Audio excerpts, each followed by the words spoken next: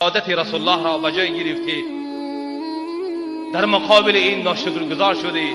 خداوند فرزند صالحت داد، ناشکری کردی. خداوند فرزند خوبت داد، ناشکری کردی.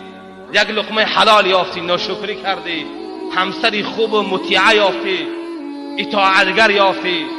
در مقابل اون الله را شکرگزار نکردی. عذاب خداوند بسیار سخت است.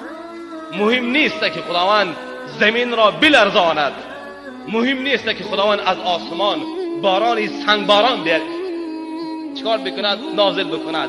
مهم در این است که خداوند برای تو را آگاه کردن اولا بار برکات نعمت را میگیرد. برکت نعمت که رفت، الله خود به خود میرود، نعمتم خود به خود میرود. در هر یک چیز شکرگزار باشید. دوم اینکه ایمان کاملی که خداوند میخواهد، اون ایمان را به جای